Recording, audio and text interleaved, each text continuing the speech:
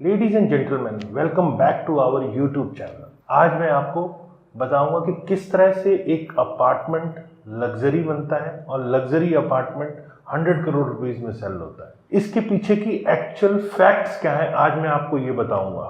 आपने पिछले कुछ दिनों के अंदर ये न्यूज़ सुनी होगी और प्रॉपर्टी मार्केट के लिए ये बहुत बड़ी न्यूज़ थी कि गुरुग्राम में एक अपार्टमेंट जो कि करीब 10,000 स्क्वायर फीट का है वो 100 करोड़ में बिकता है और जो कि दिल्ली के टॉप प्राइम एरियाज को भी बीट कर देता है। तो आज इसकी पूरी डिटेल आपको बताने वाला हूँ, कैसे क्या फैक्ट्स हैं और किस तरह से बहुत सारी चीज़ें रियल एस्टेट मार्केट में होती हैं, उन सब के बारे में डिटेल बताने वाला हूँ। ये रियल एस्टेट के कुछ सीक्रेट्स हैं, शायद बहुत लोग इसे समझ पाएंगे और बहुत लोग शायद ना भी समझ पाए, लेकिन जो फैक्ट्स हैं वो आपके सामने होने चाहिए। ज़्यादा वक्त ना बर्बाद करते हुए अब इसको शुरू करते हैं।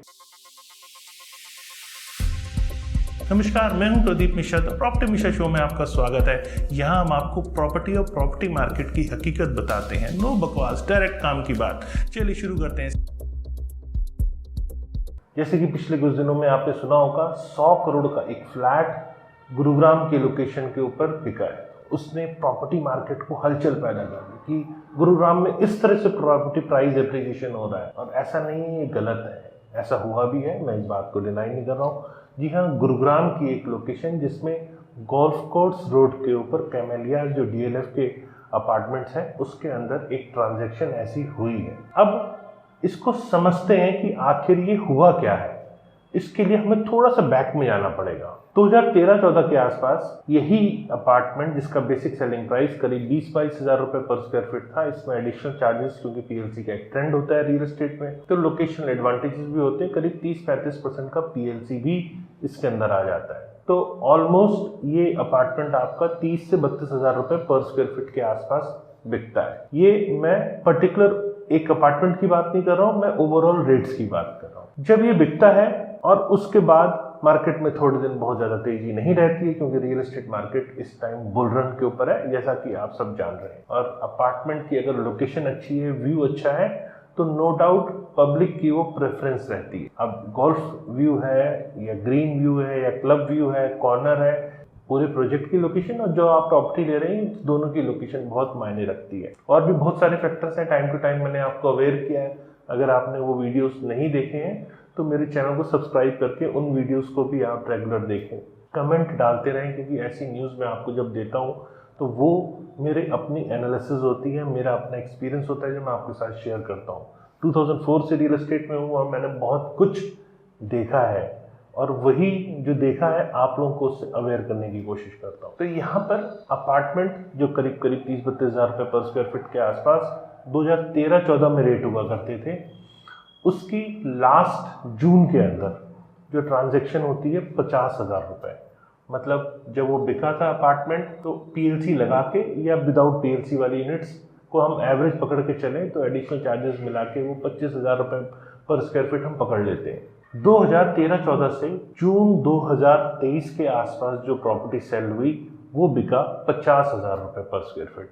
मतलब ये करीब करीब आपका 8-9 सालों के अंदर डबल प्रॉपर्टी हो जाती है। ठीक है, ये भी समझ में आता है। और प्रॉपर्टी का साइज, एवरेज साइज वहाँ 10 से 11 हज़ार स्क्वायर फीट का है। अब वही प्रॉपर्टी जून में जब 50 हज़ार रुपये पर स्क्वायर फीट बिकती है और उसका साइज 10 हज़ार हम पकड़ के चलते हैं, तो करीब करीब वो प्रॉपर्टी 50 करोड़ रुपए की हो जाती है। वहीं पर अगस्त 2023 में मार्केट में जिस हिसाब से रियल एस्टेट में तेजी है और बुल रन में सब दौड़ रहे हैं, और इसी बुल रन के अंदर जिस हिसाब से प्राइस एप्रिसिएशन हो रहा है, नो डाउट प्रोडक्ट अच्छा है, मैं प्रोडक्ट के फेवर में हूँ, प्रॉपर्टी वाकई में बहुत अच्छी है। तो वहाँ पर ये देखा जाता है कि करीब करीब अगस्त 2023 में यहाँ 65 हज़ार रुपये पर स्क्वायर फीट के आसपास अपार्टमेंट सेल होता है। तो ये अपने आप में एक अच्छी डील मानी जाती है। 65 हज़ार मतलब अगर मैं 10 हज़ार के साइज से मल्टीप्लाई करता हूँ तो यही प्रॉपर्टी करीब करीब 65 करोड़ के आसपास हो जाती है।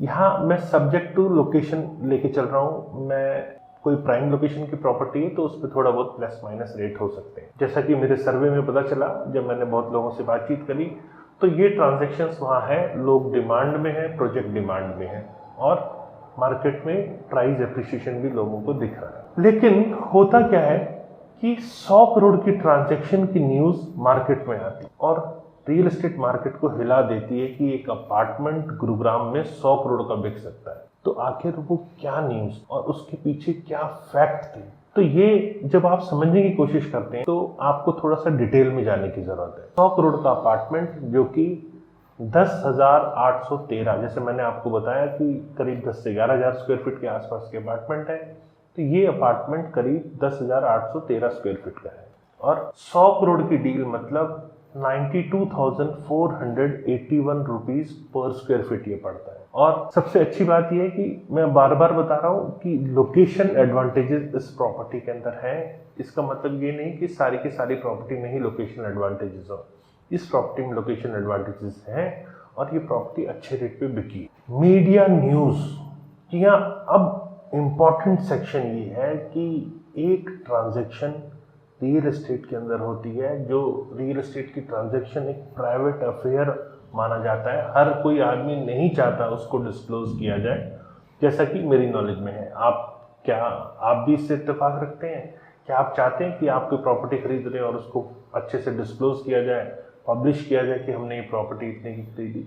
हर आदमी चाहता है कि मेरे फाइनेंसेस से जो मैं अपनी मेहनत से प्रॉपर्टी मैंने खरीदी वो बहुत ज़्यादा पब्लिश ना हो। अपने मिलने जुलने वाले रिश्तेदारों को बताना अलग बात है, लेकिन मीडिया के अंदर न्यूज़ आना और उसके पीछे हमें चीज़ों को समझना, मैं पर्टिकुलर इस प्रॉपर्टी की बात नहीं कर रहा हूँ, ओवरऑल समझते हैं कि जब ऐसा होता है तो आखिर क्या रीज़न होता है, क्यों ऐसी सब चीज़ें आती हैं। इससे कई एस्पेक्ट हैं, इसमें से कौन सा एस्पेक्ट यहाँ है नहीं है वो अलग बात है, लेकिन हम ओवरऑल एस्पेक्ट्स की बात करते हैं। आखिर ऐसा क्यों होता है, कैसे होता है? पहली चीज हमें ये एक्सेप्ट करना पड़ेगा कि सेंटीमेंट रियल एस्टेट मार्केट में इस टाइम पॉजिटिव है और रियल एस्टेट मार्केट इस समय रिटर्न ऑन इन्वेस्टमेंट के लिए बहुत अट्रैक्टिव माना जा रहा है। बायर सेलर दोनों इस समय प्रॉपर्टी के अंदर एप्रिसिएशन एंजॉय कर रहे हैं। सेलर है तो उन्हें प्रॉपर्टी एप्रिसिएशन मिल रहा है, बायर है तो वो प्रॉपर्टी खरीद के फिर वो भी एप्रिसिएशन ले रहा है। यहाँ एक एस्पेक्ट ये भी आता है, स्टॉक मार्केट पे क्या इम्पैक्ट करता है। जब किसी बड़ी कंपनी की प्रॉपर्टी इस तरह से बेची जाती है और उसकी न्यूज़ मार्केट में पब्लिश होती है, तो नेचुरल सी बात है कि यहाँ पर उस ब्रांड की जो स्टॉक मार्केट के प्राइस है वो भी बहुत ज़्यादा इन्फ्लुएंस होते हैं। तो मीडिया में न्यूज़ का क्या इम्पैक्ट है ये आपको स्टॉक मार्केट के प्राइजेस पे नजर आता है। तो कब स्टॉक मार्केट के प्राइजेस बढ़ रहे हैं, घट रहे हैं और किसको फायदा हो रहा है, किसको नुकसान हो रहा है, ये आप खुद समझ सकते हैं, आप खुद समझदार हैं। मुझे लगता नहीं आपको इससे बहुत ज़्यादा बताने की ज़रूरत है। ये ऐसी न्यूज़ जब जब आती है तो वो पर्टिकुलर ब्रांड की प्रॉपर्टी मार्केट को इम्पैक्ट करती है, पॉजिटिव हो या नेगेटिव हो, ये मुझसे ज़्यादा आप समझ पा रहे हैं। अब बात करते हैं ब्रांड इमेज की। जब जब ऐसी प्रॉपर्टी सेल होती है तो ब्रांड इमेज को बहुत ज़्यादा फायदा होता है, रेपुटेशन डेवलपर की बढ़ती है, क्योंकि प्रोडक्ट तब एस्टैब्लिश माना जाता है जब वो सेकेंडरी मार्केट में अच्छा ट्रेड हो रहा हो। मान लीजिए डेवलपर ने एक्स प्राइस पे बेचा और वही प्रोडक्ट पोजीशन के टाइम पर या अंडर कंस्ट्रक्शन के टाइम पर X+2 X+3 के रेट पे जब वो बिकता है, तो जब तक सेकेंडरी मार्केट में ट्रांजैक्शंस बहुत ज़्यादा नहीं होती, बहुत ज़्यादा डिमांड में नहीं होती, तब तक वो प्रोडक्ट बहुत ज़्यादा successful market point of view से नहीं होता। सक्सेसफुल के दूसरा मायने ये भी है कि डेवलपर ने प्रोडक्ट लॉन्च किया और पोजीशन दे दिया, ये सक्सेसफुल कैटेगरी में आता है। लेकिन मार्केट पॉइंट ऑफ व्यू से, market transaction point of view से, जब तक उसमें बहुत ज़्यादा ट्रांजैक्शंस नहीं होती, बहुत ज़्यादा डिमांड नहीं होती, क्योंकि अच्छे प्रोजेक्ट की ही ज़्यादा डिमांड मानी जाती है। एक प्रोडक्ट वो जिसको सब पसंद कर रहे हैं, उसकी सेकेंडरी मार्केट में प्राइस एप्रिसिएशन ज़्यादा होती है और ज़्यादा लोग के पसंद करने के कारण प्राइस ज़्यादा जल्दी ऊपर पहुंचता है। तो यहाँ पर ब्रांड इमेज एनहांस होती है जब सेकेंडरी मार्केट में दिखता है कि ज़्यादा से ज़्यादा लोग उस प्रोडक्ट को प्रेफर कर रहे हैं, मतलब लोगों को पसंद है तभी लोग उसे बाई कर रहे हैं और तभी ज़्यादा से ज़्यादा इंटरेस्ट दिखा रहे हैं। तो इससे फ़ायदा क्या होता है, सेल्स स्ट्रेटजी को समझते हैं। यहाँ पर कई बार देखा जाता है कि ऐसी न्यूज़ मार्केट में बज़ क्रिएट करती है, चर्चा जब होती है उस प्रॉपर्टी की कि यहाँ पर इस एरिया में ये रेट पे ट्रांजैक्शन हो रही है, तो ऐसे बज़ से जो पोटेंशियल बायर्स हैं, जो अब तक शायद कोई और लोकेशन देख रहे थे, उनका ध्यान भी उस एरिया पे जाता है। उनको लगता है कि हमें भी इस एरिया में प्रॉपर्टी लेनी चाहिए, क्योंकि यहाँ पिछले कुछ दिनों में इतना अच्छा एप्रिसिएशन आया है। तो बायर, जो पोटेंशियल बायर है, वो एक्शन में आते हैं और उस एरिया की लोकेशन पे प्रॉपर्टी सर्च करने लगते हैं। तो उस एरिया की जो गणित है, उस एरिया का मैथमेटिक्स चेंज हो जाता है। ज़्यादा से ज़्यादा डिमांड बढ़ती है तो एरिया के अंदर जब डिमांड होती है तो प्राइसेस बढ़ते हैं। ये डिमांड सप्लाई का खेल है। ये कोई बहुत ज़्यादा आपको समझाने की ज़रूरत नहीं है, क्योंकि मुझे पता है कि हमारे व्यूअर्स बहुत ज़्यादा समझदार हैं। अब यहाँ पे एक इम्पॉर्टेंट एस्पेक्ट और आता है, वो है ओल्ड प्रोजेक्ट रेट। जब किसी भी प्रॉपर्टी का पहले का रेट एक बेंचमार्क क्रिएट कर देता है। फॉर एग्जांपल, कोई ऐसी प्रॉपर्टी, जैसे हम इसी को एग्जांपल लेके बताते हैं कि 100 करोड़ की ट्रांजैक्शन हो जाती है 10,813 स्क्वायर फीट के अपार्टमेंट पे, तो यहाँ पे 92,000 प्लस का रेट एस्टैब्लिश हो जाता है। मतलब अगर सेकेंडरी मार्केट में ये रेट है और डेवलपर अपना कोई फ्रेश प्रोजेक्ट ला रहा है, नई बुकिंग्स में लेकर आ रहा है, जहां उसे ओरिजिनल बुकिंग भी कहेंगे, मतलब जिसमें स्टैगर्ड पेमेंट प्लान भी मिल रहा है 3-4 साल का, तो वहां पर बायर्स का अट्रैक्शन बढ़ता है। उसे लगता है बायर को कि पुराने में अगर ये रेट आ गए तो नए में और ज़्यादा एप्रिसिएशन आने के चांस है। तो डेवलपर को यहाँ पुराने जो बेंचमार्क ऑलरेडी सेट हो चुका है उसके बेस पे नए प्रोजेक्ट लॉन्चिंग में, नए प्रॉपर्टी रेट्स को फाइनलाइजेशन करने में, बायर्स को नए रेट के लिए कन्विंस करने में बहुत ज़्यादा एक्सरसाइज नहीं करनी पड़ती। बायर को पता होता है कि ये मार्केट में ये रेट है और अब अगर ये प्रोडक्ट नए इस रेट पे लॉन्च हो रहा है, फॉर एग्जांपल यहाँ पे जैसे मैंने बताया 92,500 का रेट पड़ता है, और अगर 1 लाख रुपीज़ पर स्क्वायर फीट यहाँ नया कोई प्रोजेक्ट आता है तो बायर कन्विंस्ड होता है, मेंटली प्रिपेयर होता है, उसे लगता है मुझे ऐसी प्रॉपर्टी ले लेनी चाहिए। तो ये मार्केट में एक बेंचमार्क क्रिएट कर देता है, नए प्रोजेक्ट को सेल करने में हेल्प करता है। वैसे ये एथिकल ट्रेड प्रैक्टिस नहीं होती, बहुत कम डेवलपर ऐसी प्रैक्टिस को करते हैं, अच्छे डेवलपर ऐसी प्रैक्टिस को नहीं करते हैं। और ये मैं एक पर्टिकुलर डेवलपर के बारे में नहीं कर रहा हूँ, मैं ओवरऑल मार्केट के बारे में बात कर रहा हूँ कि कुछ प्लेयर कई बार ऐसा करते हैं, तो नए प्रोजेक्ट को बेचने में उन्हें आसानी हो जाती है। तो यहाँ पर मार्केट में अगर आप नया प्रोडक्ट ला रहे हैं एज अ डेवलपर, तो पुराने प्रोजेक्ट के अंदर अच्छी ट्रांजैक्शंस हमेशा सेल में आपको हेल्प करती है। यहाँ एक इम्पॉर्टेंट फैक्टर और है जो अक्सर देखा जाता है, रेंटल रेट्स। ऐसी ट्रांजैक्शन जब होती हैं तो रेंटल रेट में काफ़ी ज़्यादा इजाफा होता है। प्रेफर करते हैं लोग उन्हीं एरियाज में जहाँ पर अच्छी प्रॉपर्टी है, मतलब एक एड्रेस भी अपने आप में मायने रखता है। तो कोई बाय नहीं कर पाता तो रेंटल पे जाता है, और अगर रेंटल अच्छा आता है तो इसका मतलब प्रॉपर्टी इन डिमांड है, तो प्रॉपर्टी की वैल्यू एप्रिसिएशन भी बढ़ती है।